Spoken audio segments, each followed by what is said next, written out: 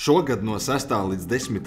februārim jau 3. reizi Latvijā tiek organizēta coachinga nedēļa. Tajā piedalās vairāk nekā 20 coachu, rīkojot bezmaksas sesijas, ēnu coachingu, seminārus, kā arī coachu klubu un meistarklasi. To organizē Starptautiskās coachu federācijas Latvijas nodaļa.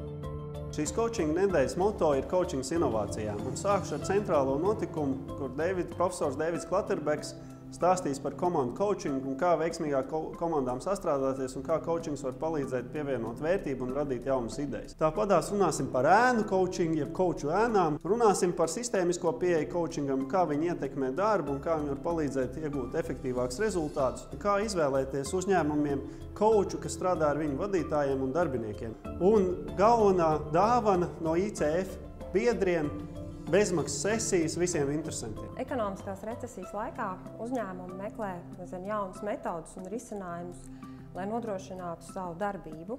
Coachings ir viena no efektīvākajām personāla attīstības metodēm, jo tā ir orientēta uz mērķi, konkrētu rezultātu sasniegšanu, kas ir svarīgi katram uzņēmumam.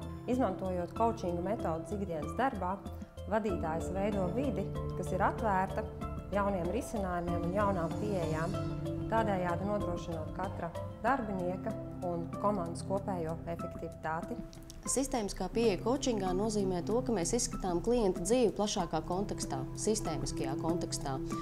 Un tas nozīmē to, ka mēs pieņemam, ka klienta ikdienas dzīves problēmas situācijas, viņa mērķi un izvēles ir pakļauti kaut kāda augstāka līmeņa likumsakarībām. Kas ir sistēma? Mūsu privātā sistēma ir ģimene, dzimta, un mūsu profesionālā sistēma ir uzņēmums vai organizācija, kurā mēs strādājam, vai tās struktūra vienības un tam līdzīgi. Strādājot ar sistēmisko pieeju, mēs radām izmaiņas vērtību, identitātes un viedokļu līmenī. Starptautiskā pētījuma ICF Global Consumer Awareness rezultāti liecina, ka profesionāls coachings ir inovatīvs rīks, kas palīdz gan uzņēmumiem, gan indivīdiem atgūties pēc krīzes. 43% respondentu to izmantojuši, lai optimizētu individuālo un komandas darba sniegumu. 39% tas palīdzējis paplašināt karjeras iespējas. Savukārt 36% to izmantojuši biznesa stratēģijas mērķu sasniegšanai. Latvijā coachings kļuvis par pieprasītu biznesa attīstības rīku. TNS Latvija pētījumā uzņēmumu vadītāji, kuri jau šobrīd izmanto coachingu, atzinuši, ka tas ievērojami sekmē uzņēmuma biznesa mērķu sasniegšanu un peļņas apjoma palielināšanos.